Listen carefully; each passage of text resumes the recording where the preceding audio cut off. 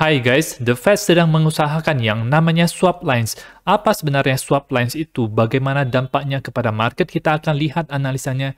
Dan ada juga pendapat daripada Il Capo of Crypto, analisa dari Brian Rommel, chart yang menggambarkan harga saham terhadap efek swap lines yang dilakukan, dan juga tentunya technical analysis Bitcoin. Nama saya Kabi dan saya menyajikan informasi seputar fundamental, technical, dan on-chain analysis. Klik like dan subscribe untuk mendukung channel saya. Kita akan melihat dulu untuk Bitcoin di time frame weekly-nya, di mana close weekly-nya ini sangat kuat sekali.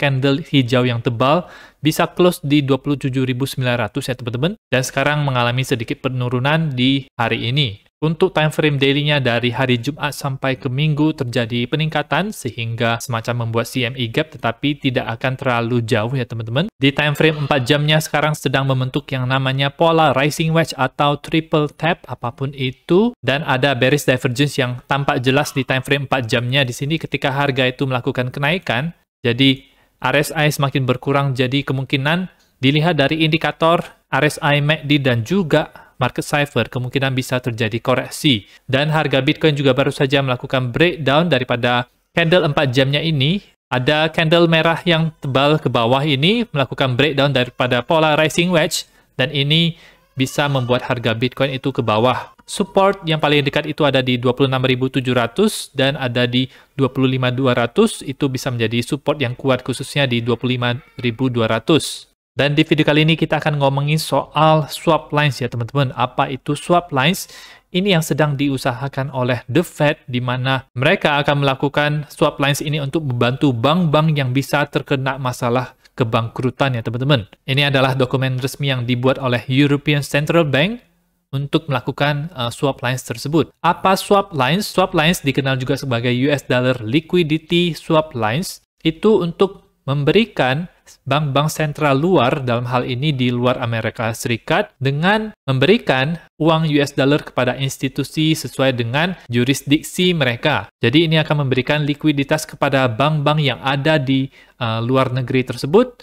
Dalam hal ini, Credit Suisse adalah bank yang memerlukan likuiditas tersebut ya teman-teman. Langkah ini adalah langkah yang terkoordinasi dengan 5 bank sentral lainnya untuk menjaga agar US dollar itu tetap mengalir dari bank-bank yang terkoneksi tersebut. Pengumuman ini muncul di tanggal 19 Maret, datangnya dari The Fed, dan ini muncul beberapa jam setelah bank Credit Suisse itu akan dibeli oleh UBS sebesar 3,25 miliar dolar sebagai bagian daripada rencana emergensi mereka untuk menjaga kestabilan ekonomi negara tersebut. Terakhir kali The Fed melakukan swap lines ini itu di tahun 2007-2008 di krisis finansial global yang kena ke Indonesia juga, dan di tahun 2020 sebagai respons terhadap pandemi COVID-19. Swap lines ini akan mulai tanggal 20 Maret, jadi nanti malam itu akan dimulai dan berlangsung sampai 30 April. Nah, jadi swap lines ini akan memberikan likuiditas kepada bank-bank yang memerlukan, dalam hal ini itu Credit Suisse ya teman-teman. Jadi ceritanya mereka lack of liquidity, kurang likuiditas sehingga mereka butuh dolar tersebut. Nah, apakah ini berarti dolar akan berkurang nilainya karena The Fed perlu mencetak lebih banyak uang lagi? Kita akan lihat percakapan singkat ini. Apakah ini berarti dolar akan terjadi depresiasi atau penurunan nilai? Menurut orang lain adalah akan terjadi peningkatan nilai. Kekurangan likuiditas berarti ada demand yang besar terhadap dolar. Jadi kondisi sekarang ini, Bank Credit Suisse itu membutuhkan likuiditas yang besar agar bisa menyelamatkan bank tersebut. Orang ini setuju akan pendapat kalau US dollar itu akan bertambah nilainya. Nah, ada argumen lain di mana salah. Kekurangan liquidity itu disebabkan oleh kenaikan suku bunga untuk menarik dolar-dolar di dalam sirkulasi. Ini yang membuat nilai daripada dolar tersebut naik. Tetapi ini juga menyebabkan bank-bank itu bisa bangkrut karena bunga yang harus mereka bayarkan itu lebih besar. Sekarang mereka melakukan apa yang sebaliknya, menginjeksi likuiditas, di mana ini menambahkan suplai dolar dan bisa membuat harga dolar turun. Argumen ini dibalas dengan argumen yang lain, di mana kekurangan likuiditas itu menciptakan permintaan terhadap uang dolar yang membuat dolar itu lebih kuat. Betul, ketika likuiditas itu sudah diisu dan didistribusikan, jadi sudah diberikan kepada bank yang memerlukannya, ini akan memperlemah dolar. Tetapi tebak apa yang terjadi ketika ada krisis likuiditas seperti di tahun 2008, COVID, atau mungkin sekarang dan mungkin akan terjadi di masa depan. Mereka akan memerlukan reserve currency, di mana permintaan terhadap dolar itu bisa naik seperti kondisi di tahun 2008 dan ketika COVID. Menurut dia ini adalah hal yang sangat siklik atau ini adalah sebuah siklus. Ada pendapat atau analisa dari Brian Rommel di mana dia bilang di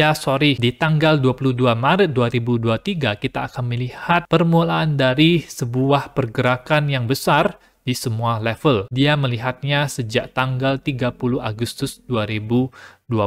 Dia mempelajari yang namanya siklus-siklus ini dan menebak kalau di tanggal 22 Maret sekarang ini kemungkinan bisa terjadi hal-hal yang sangat fluktuatif sekali.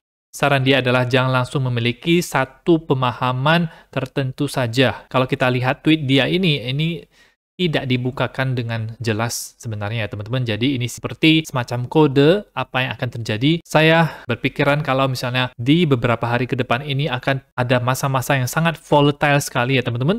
Harga bisa berfluktuatif dengan sangat kencang, termasuk untuk Bitcoin, saham, dan mungkin indeks mata uang dolar ya teman-teman. Kalau misalnya mau dikaitkan, mungkin ini ada kaitannya dengan apa yang dilakukan oleh The Fed, yaitu swap lines itu sendiri.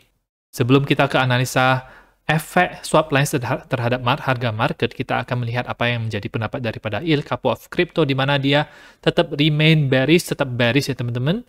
Setelah Bitcoin itu naik dari 15.500-an sampai ke 28.000, hampir 2 kali lipat ya teman-teman. Tapi dia tetap bearish meskipun ada banyak sekali orang-orang yang mencemooh apa yang dia lakukan ini ya teman-teman. Yang menjadi alasan dia untuk bearish adalah harga itu menembus 25.000 tetapi altcoin tidak mengikuti dan ada resistance yang kuat di sini yaitu 28.000 tersebut ya teman-teman. Sistem dia terus-menerus memberitahu kalau pergerakan dari bottom 15.500 itu adalah pergerakan yang sangat dimanipulasi sebagian besar dari BUSD dan USDC, dan sebentar lagi kebenarannya itu akan disingkapkan. Dia tetap bearish dan tidak ada posisi koin apapun, hanya stable coin. Lower low itu mungkin, jadi menurut dia bisa ke bawah daripada 15.500, tetapi tentu saja sentimen sekarang melihat pergerakan harga Bitcoin itu bullish ya teman-teman. Dari Greed and Fear and Index juga terakhir saya lihat itu di sekitar 60-an. Orang-orang merasa bullish. Memang anehnya adalah altcoin tidak naik sebanyak pergerakan daripada Bitcoin. Jadi kita tetap harus waspada. Dia tidak membukakan secara belak-belakan apa yang menjadi analisa dia ya teman-teman. Jadi mungkin ada kaitannya dengan The Fed melakukan swap lines ini. Dan ini adalah efek swap lines terhadap harga market ya teman-teman.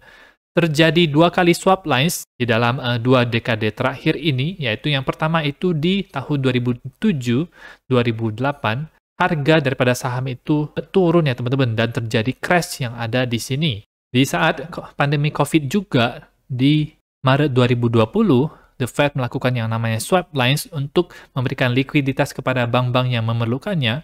Saat itu juga ada terjadi crash. Apakah bisa terulang hal yang sama untuk saat ini ya teman-teman? Saya tidak tahu, tapi dari chart ini saya juga bisa melihat kalau dari 2008 sampai 2011 ini itu ada swap lines yang terjadi yang ada di sini ya teman-teman, di mana efeknya ini tidak terlalu berbahaya kepada harga saham, tetapi harga saham dari situ itu malah naik ya teman-teman. Jadi bisa terjadi kenaikan juga untuk harga Bitcoin yang mengikuti harga saham. Jadi saya menyimpulkan bahwa dalam minggu-minggu ini itu bisa menjadi minggu yang sangat volatile sekali, dan mungkin untuk teman-teman yang trading futures itu gampang untuk terlikuidasi, lebih baik menunggu kondisi reda terlebih dahulu baru memulai trading futures tersebut. Untuk kasus bearish untuk Bitcoin teman-teman, di mana DXY-nya bullish, itu berarti itu mirip sekali dengan yang Maret 2020, di mana terjadi kenaikan indeks mata uang dolar dalam 10